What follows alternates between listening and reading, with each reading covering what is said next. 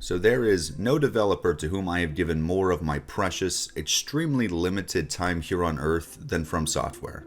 It's not even close, frankly. Just like every other dancing monkey on this platform, I'm a big fan of theirs. But whenever I try to branch out into this growing Souls-like genre, I tend to have an absolutely dreadful time. Miyazaki and his minions are clear masters of their craft that most other studios are just not going to live up to for various reasons, and their games function so well, or as well as they do, as the result of several very delicate balancing acts that inexperienced teams are pretty much guaranteed to fuck up. There's been a few Souls-likes that, despite having a lot of good things going for them, end up falling flat because they in some way misinterpret what it is that people love about the Souls games to begin with. They think, okay, we'll make our game even harder and less intuitive than Dark Souls because being fucking dead and confused all the time is what people enjoy about those games. Or even worse than that, they just make it boring, you know? 2 enemy types, slow combat, uninteresting level design.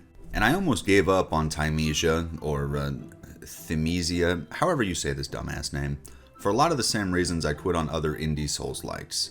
It's not as tight, there's some questionable hit detection, it doesn't have a fraction of FromSoft's visual storytelling or general flair, but something, or some collection of things, inspired me to keep trucking through on this one, and by the end of it I felt like still conflicted.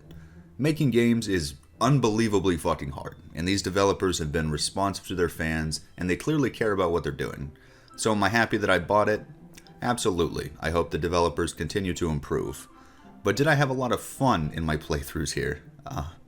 Not really, no. I'm pretty happy to be done with it. Thymesia is kind of the video game equivalent of that kid that just wants to be like his cool uncle, and so becomes a pale imitation that's just kind of painful to be around. And while that sounds pretty damning, it's important to keep in mind that a lot of passion is required to embark down that road. And while I'm about to say a good number of negatives, I will not fault these developers on the grounds of ambition, because they have plenty of that.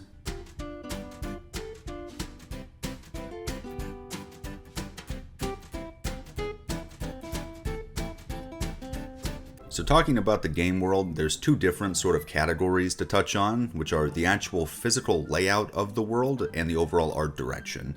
And one of these leans toward being pretty good, and the other is the art direction. So let's tackle that one first. And I always feel like kind of a dick for picking on art, especially here, because there's little glimpses where you can tell that somebody had some clear intention and passion and creativity, and it results in something that's cool to look at.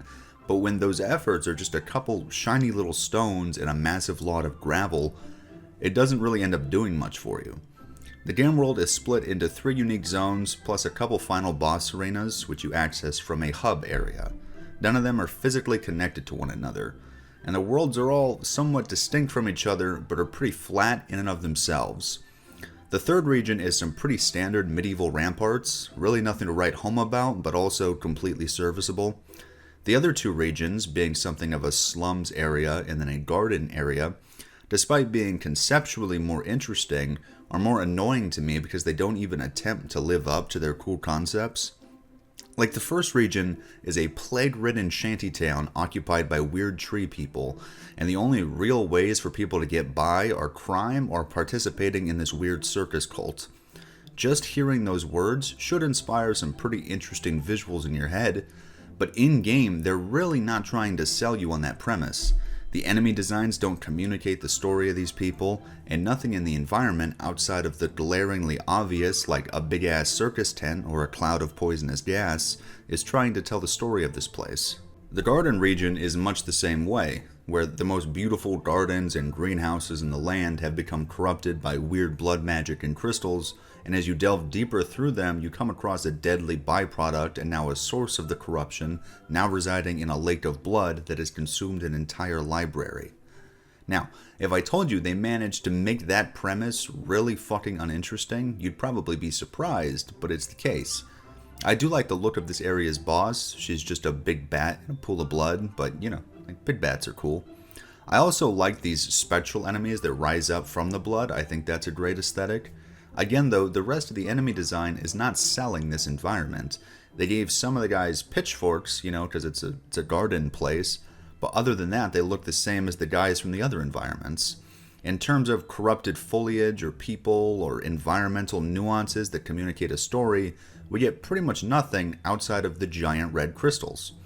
I'm hard-pressed to care about Thymesia's setting because it's clear that the developers weren't focused on actually convincing me to take it seriously. These levels kind of feel like the most basic representation of their respective premises, like the lines before the color. There's also a really notable issue with the invisible walls in this game, and I know that it's made by an indie team and this is a nitpick and all that, but these are some of the least concealed invisible barriers I've encountered in years. And some of them are so far out from the actually visible environmental barriers that it might genuinely screw you over in gameplay. But nothing here is egregiously bad, obviously, it's all just pretty forgettable, which I think we all know is worse than being shockingly bad. But how about the map layouts in actual gameplay terms? The levels are ultimately very linear. There is one path from where you enter the level to the boss room at the end, with a few very short offshoots that either loop back onto the path or result in a dead end at which you turn around. Initially, I found traversal to be pretty engaging. Like in the slum region where there's a lot of tight corners and a good degree of verticality, it can be hard to get your bearing, so exploring and figuring out exactly where you are relative to where you've been feels rewarding as a result. Pretty quickly though, you realize how completely pointless the majority of the branching paths and hidden areas actually are. There are a couple of these that lead to mini boss fights, which are cool, and a couple more that take you to a lore NPC, if that's your thing, but the majority of them take you to a fucking note on the ground with lore information. And I like the confidence of the team here to make the reward for exploration a tiny sliver of world building, but I think that confidence is misplaced. Once you realize that the game's pickup economy is complete garbage and is stocked almost solely by lore notes, and you realize that all the lore maybe isn't the most interesting thing ever, suddenly there's not much of an exterior motivation to go around smacking boxes and looking for hidden rooms. On a positive note, I do like that all three major areas in the game feature a degree of verticality in their level design. It helps bring a greater sense of scale to levels that are actually pretty fucking small. I also like how they put some effort into creating those sort of oh cool moments. You know how in every FromSoft game you have the doors, you can't open it yet, and then after going around countless twists and turns and completely losing your sense of direction, you find yourself on the other side of it, and you go, oh, cool. Thymesia definitely has a less good version of that, in simple terms, in its levels. Like I alluded to, this world isn't underwhelming because the developers were lazy, it's underwhelming because it's a zealous imitation. It's a team trying to pull off a bunch of cool tricks that they're not quite ready for, but the end result is still amusing from a zoomed out perspective, even if it isn't all that captivating mid-play.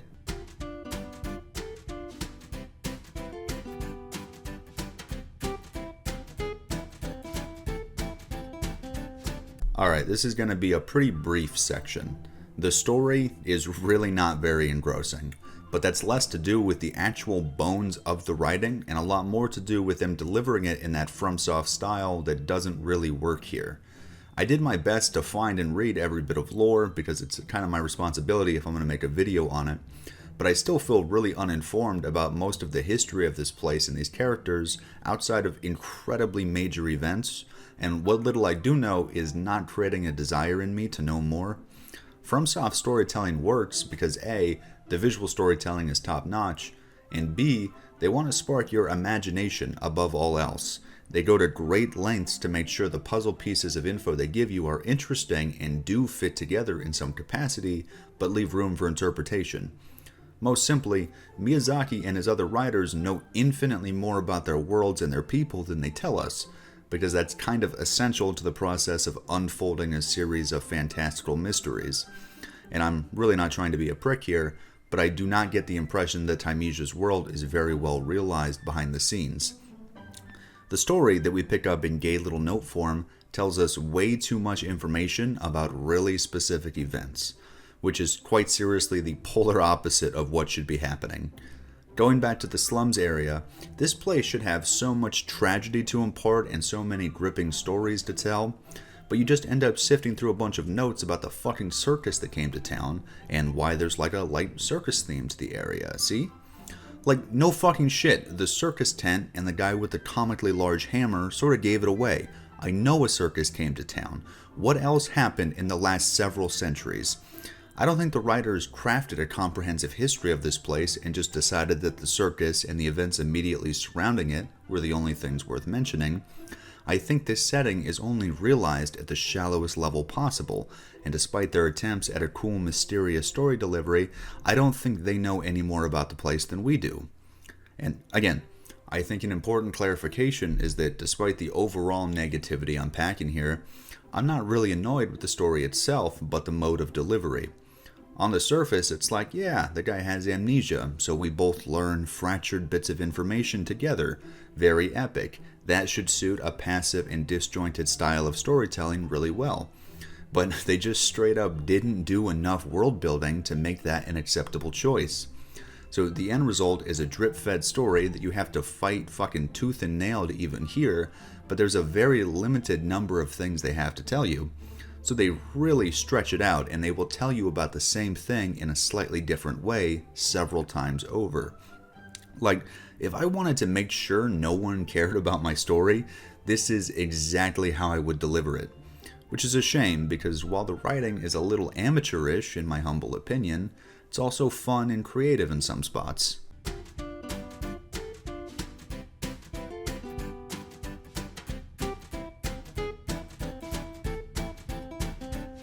We made it, gamers. This could be the saving grace, and in fact, for many people, it is. Even the folks who find very little to enjoy in the aesthetics or writing of this game can be seen making the point that the developers were prioritizing core gameplay, and that should be our focus here. And, yeah, I agree. The core gameplay is the absolute highlight of the experience. There's a lot of good to unpack. Combat is quick and parry-focused, the two kinds of damage mechanic is conceptually interesting, and in the boss design they were clearly going for this very rhythmic Dance of the Blades vibe. Other than with the big bat, obviously. The bosses really are the standout experiences, which is nothing new to the genre, but I mean like, the bosses are what makes this game worthwhile. The first boss, fellow by the unfortunate name of Odor, is hard as all shit, and I know the idea with him was to essentially make him this game's Genichiro, you know, like the second fight, but because it's so short, he shows up right away. Odor is essentially meant to ensure that the player has actually firmly grasped how the developers want them to play. He requires an aggressive approach, but if you want the fight to conclude at some point within the next hour, you'll also need to figure out parries, which really aren't required of you at all in order to reach him. And I should know that some people prefer not to parry, and I see why. The shit is not completely reliable, but it is obviously what the developers intended for you to do. It's crazy to me that these boss movesets were crafted before Elden Ring was seen by the world, because these obnoxious fucking delays in attack pattern that only exist to catch you lacking seem ripped straight from the lands between. But just as I didn't see that as a problem in Elden Ring, I don't see it as a problem here, except with the brony. Boss attack animations in FromSoft games aren't big and windy and showy just for the spectacle of it. They're that way because they need to be fair to the player. If the enemies moved like a normal person, it would be too hard to differentiate many of the tells for different attacks. This is presumably also why enemies are so much bigger than you in FromSoft games. But with the classy gentleman here, he has attacks that are primed while he's spinning and you can't see what his arms are doing, and yes, different attack timings associated with these animations that look identical. He'll also turn fucking invisible until a fraction of a second before he hits you, and the critical attack disruption mechanic with the feather thing is very finicky in this fight. All of that on top of the weird delays, the other somewhat samey animations, and the fact that he hits like a train and you can't heal very much, made for a fight that feels kind of cheap. Like, it didn't just want to make sure I had mastered the fundamentals, it wanted to secure its status as a brutal, unforgiving, fucking tough man's game or whatever. And I want to be clear that these criticisms are not being made in frustration or anything, because at this point I've beaten some iteration of Odor multiple times, and I find the fights engaging, but these are shortcomings worth noting, and the reliable reaction of the considerable portion of fans of this sort of game who will really cringily dogpile and insult anyone who comments on a game's difficulty in some delusion of elitism. It might drive me up a fucking wall, but their comments are good for the algorithm, so I gotta bait them, you know what I'm saying? Ironically, I think the game does pull off a high quality boss for checking the player's early mechanical skill, but they accidentally put him at the fucking end. Well, also sort of the beginning, but really he's just meant to demolish you there. I guess he's also like Genichiro in that respect, and that comparison is now meaningless. Anyway, Varg is a hard-hitting, parry-centric, very rhythmic and exciting boss, but what sucks is that he's kinda too easy. He actually needed longer combos or maybe some delayed attacks based on what you've already had to face to get to him. And it's a shame because I really enjoy Varg. But this isn't the fucking democracy, alright? I'm not deep diving every boss fight. Let's move on. On to the leveling and upgrade system, it is very streamlined, which could also be considered shallow if you don't like that kind of thing, but I'm actually a fan. I mean, I'll min-max my way to a broken build as much as the next guy, but I think there's something positive to be said about a game that wants to focus on a very specific kind of gameplay experience rather than offering the player a bunch of choices that vary in quality, as long as that gameplay experience that they choose is rock solid. There are a couple sections of the skill trees where you'll choose between a quicker attack combo or a slower, more powerful one, but for the most part the upgrades just center on making one specific thing slightly better in a very straightforward way. If you're bad at parries, slightly increase the parry window. If you like throwing feathers, have an extra one. It's not meant to be complex. The upgrades are all very easily measurable, and you can notice the difference that they create pretty immediately, which always feels nice. There's also only 3 attributes which can be leveled, and they're also as basic as possible. I really don't think the game is going to confuse you, is what I'm saying. Where the most flavor seeps into the combat is with the plague weapons. There's a surprisingly large number of these with varying levels of practicality and effectiveness, and they're that dash of customization and tempo change that some players might be hurting for, though they don't really amount to all that much in the grand scheme of Thymesia's attrition-based combat philosophy. So, in general, I think it's clear that I like most of the gameplay mechanics, so why open with all the doom and gloom? Well, because everything outside of the boss rooms and some of the mini-boss areas is really not worth your time. Enemy placement around the map is not remarkable in any sense. They're dotted around pretty haphazardly. It feels like no matter which map and quest you're on, you're either going to be killing squishes one at a time while they essentially have no time to even fight back, killing mobs of squishes, which manages to be super fucking annoying while still not providing a challenge, or the balancing is thrown out the window and you're swarmed by several enemies with massive health pools and long attack combos. And people can enjoy anything, they're obviously free to disagree, but as I move through the game worlds, it is impossible to shake the notion that they weren't put together with much specific intention. Before I'd even finished the first playthrough, I was fucking done trying to milk fun out of fighting mob enemies. There's just none to be had for me. So at the end of the day, Thymesia is a game I play for the bosses, while either ignoring or suffering through everything else. Put simply, yes, the core gameplay mechanics are rock solid, but they didn't really build the game world in a way that allows them to shine. Alright, this has been a really critical review, and that might upset some people, and that's alright. But I do want to cut some slack again as I close out here. This is a $25 game, less than half the price of a standard AAA release. And while it is obviously pretty derivative, its combination of borrowed ideas does create something unique and maybe worth experiencing if this is your sort of thing. And I know it's a lame line of defense when people are like, oh, I've seen way worse than this. You guys remember, like, I don't know, fucking Breakpoint? The fact that other games are shittier means this one is awesome. It's hollow thinking, but it rings pretty true here. I have seen worse than Thymesia. Pretty much every Souls-like that isn't called Neo has failed to hold my attention the same way this has. Like I said, I'm happy they have my money, because even though I don't want to play this anymore, its skeleton has proved to me that the devs have the potential to make a fantastic product. Alright, that's about all I wanted to say, probably. If you have any thoughts of your own about the game, about what I said, about how my voice is annoying, or about the channel, please let me know. I'll talk to you guys later.